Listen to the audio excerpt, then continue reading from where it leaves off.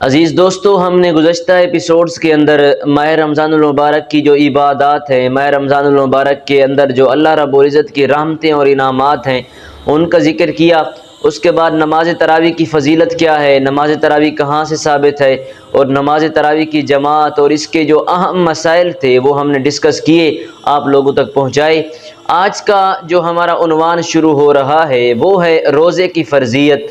یہ جو روزہ ہم ماہ رمضان المبارک کے اندر رکھتے ہیں یہ کہاں سے ثابت ہے؟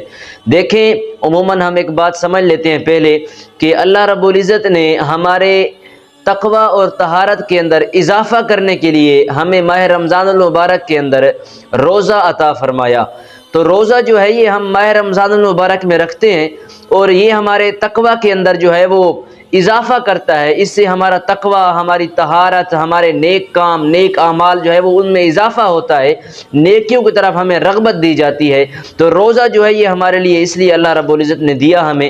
اور قرآن پاک کے اندر اللہ جل وعلا ارشاد فرماتا ہے کہ یا ایھا الذین آمنو، کہ اے ایمان والو، کتب علیکم الصیام، تم پر روزے جو ہیں یہ فرض کیے گئے ہیں۔ کتب علیکم الصیام، تم پر روزے فرض کیے گئے ہیں۔ اور اللہ فرماتا ہے کما کتب علی الذین من قبلکم، جیسے جو پہلے لوگ تھے ان پر روزے میں نے فرض کیے تھے ویسے ہی تم لوگوں پر میں نے روزے فرض کیے ہیں۔ کیوں کیے ہیں؟ باری تعالیٰ فرمایا لعلکم تتقون، تاکہ تم پرہیزگار بن جاؤ، تاکہ تمہارے اندر تقوی آ جائے، تاکہ تمہارے اندر عاجزی اور انکساری آ جائے، تاکہ تم نیک بن جاؤ، پرہیزگار بن جاؤ۔ تو یہ روزہ جو ہے یہ ہمیں پرہیزگار بنانے کے لیے، ہمیں نیک بنانے کے لیے، ہمیں متقی بنانے کے لیے اللہ رب العزت نے عطا فرمایا۔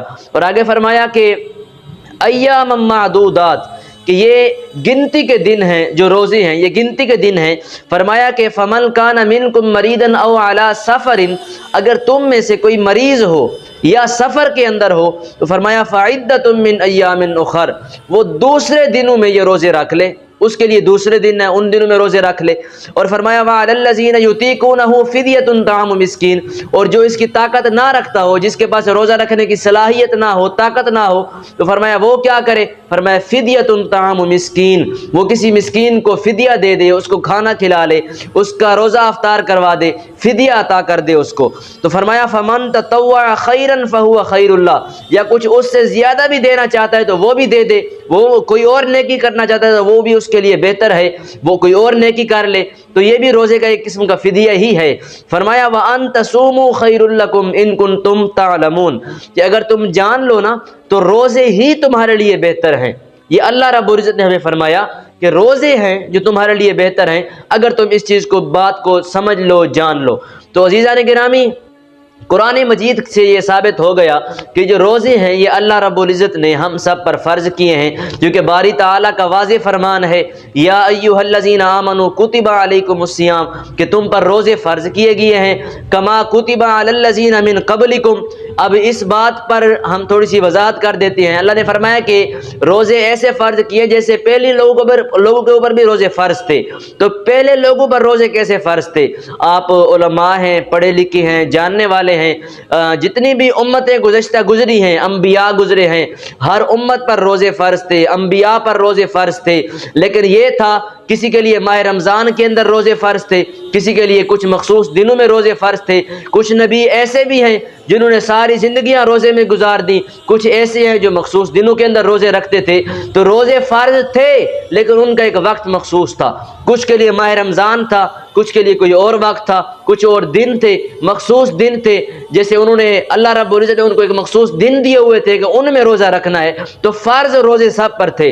اب یہ تھے کس لیے؟ لعلکم تتقون، سب سے اللہ رب العزت نے پرہیزگاری کی امید رکھی کہ روزے اس لیے فرض ہیں تاکہ پرہیزگار بن جائے بندہ نیکوکار بن جائے، گناہوں سے پاک رہے۔ تو آگے رب تعالیٰ نے فرمایا ایام معدودات، کہ کچھ گنتی کے دن ہیں۔ اب یہاں پر آپ واضح دیکھ سکتے ہیں، اگر اللہ نے صرف ماہ رمضان کے اندر روزے فرض کیے ہوتے نا، کہ ماہ رمضان کا مہینہ سب امتوں پر روزے فرض ہیں، تو رب تعالیٰ فرماتا کہ ایام معدودات نہیں، بلکہ یہ جو 30 دن ہیں، 30 دن ماہ رمضان کے روزے فرض ہیں، نہیں، باری تعالیٰ نے فرمایا کہ ایام معدودات، تو علماء تفسیر کے اندر یہ لکھتے ہیں، فقہا لکھتے ہیں کہ اس بات سے یہ واضح ہوتا ہے، یہ وضاحت ہمیں ملتی ہے کہ ماہ رمضان کے اندر صرف روزے فرض نہیں ہے، جو گزشتہ امتیں گزری ہیں ان پر روزے فرض تھے، کسی پر ماہ رمضان میں تھے، کسی پر ماہ رمضان میں نہیں تھے، تو گنتی کے دن تھے ہر ایک امت کے، ہر ایک نبی کے۔ تو ہمارے جو مسلمانوں کے، امت مسلمہ کے جو گنتی کے دن ہیں وہ یہ ہیں، ماہ رمضان المبارک قریباً 29 یا 30 دن ہوتے ہیں، اس کے روزے اللہ نے ہم پر فرض کیے ہیں۔ اسی طرح باری تعالیٰ نے فرمایا کہ فَمَنْ كَانَ مِنْكُمْ مَرِيضًا أَوْ عَلَىٰ سَفَرٍ فَعِدَّةٌ مِّنْ أَيَّامٍ أُخَرَ، کوئی مریض ہو، کوئی سفر میں ہو تو وہ اپنا روزہ دوسرے دنوں میں رکھ لے۔ یہاں پر ایک بات یاد رکھیں، مفسرین لکھتے ہیں کہ اگر مریض ہو، اتنا مریض ہو کہ وہ اب بوڑھا ہو چکا ہے، مریض ہو چکا ہے، روزہ نہیں رکھ سکتا، اگر رکھے گا تو اس کے مرنے کا خطرہ ہے، جان کے جانے کا خطرہ ہے، تو تب تو اس کے لیے روزہ معاف ہے، وہ بعد میں رکھے۔ اور اگر مسافر ہے، آج کل جدید دور ہے، سائنسدانوں نے اتنی ترقی کر لی ہے کہ بندہ گاڑی میں بیٹھے، ہر طرف اے سی ہوتے ہیں، محسوس ہی نہیں ہوتا کہ گاڑی میں بیٹھے ہیں، سفر کر رہے ہیں، گھر بیٹھے ہیں، تو وہاں پر روزہ رکھ لینا چاہیے۔ روزہ اس پر معاف ہے، فرضی روزہ اس پر معاف ہے، اس مسافر پر جس بندے نے پیدل سفر کرنا ہو، 3 دن کی مسافت اور پیدل ہو، اس شخص کے لیے روزہ معاف ہے، وہ بعد میں رکھ سکتا ہے۔ لیکن ہمارے ہاں تو آج کل جدید دور ہے، اتنی بہترین گاڑیاں، بسیں آ گئی ہیں، ہمیں سکون کا سفر ملتا ہے، تو ہمارے لیے روزے کی کوئی معافی نہیں ہے، روزہ رکھ کے بھی ہم سفر کر سکتے ہیں۔ ٹھیک ہو گیا۔ اسی طرح وَعَلَى الَّذِينَ يُطِيقُونَهُ فِدْيَةٌ طَعَامُ مِسْكِينٍ، عموماً ہم دیکھتے ہیں جن کے پاس، جو لوگ روزہ نہیں رکھتے وہ جو ہے مسکین کو فدیہ دے رہے ہوتے ہیں۔ یہاں پر ایک بات یاد رکھیں، روزہ اس شخص پر نہیں ہے، فدیہ اس شخص کے لیے ہے جس کے پاس طاقت نہیں ہے روزہ رکھنے کی، اور طاقت سے مراد یہ ہے کہ اتنا ضعیف ہو چکا ہے کہ اس ماہ رمضان میں اس نے روزے نہیں رکھے تو اگلے میں بھی نہیں رکھے گا، اگلے میں اور ضعیف ہو جائے گا، تو اس پر روزہ نہیں ہے، اس کے لیے یہ ہے کہ وہ فدیہ دے دے، یا بیمار ہے، اس کو پتہ ہے میں نے ٹھیک ہونا ہی نہیں ہے، تو پھر اس کے لیے ہے کہ وہ فدیہ دے دے۔ ایسے نہیں ہے کہ جی میں نے روزہ نہیں رکھنا تو میں فدیہ دے دوں۔ اس بات سے ذرا احتیاط کیا کریں، لحاظ رکھا کریں، کیونکہ یہ اللہ کا فرمان ہے، روزہ فرض ہے، تو اس کی جو فرضیت ہے وہ قرآن و حدیث سے ثابت ہے، تو اس میں جتنی بھی احتیاط برتی جائے وہ زیادہ بہتر ہے ہمارے لیے۔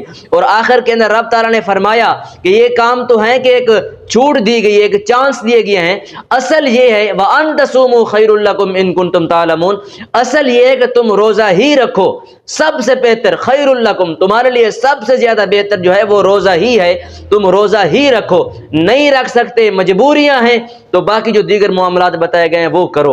تو میں دعا کرتا ہوں کہ اللہ رب العزت ہم سب کو روزہ رکھنے کی ہمت اور طاقت عطا فرمائے۔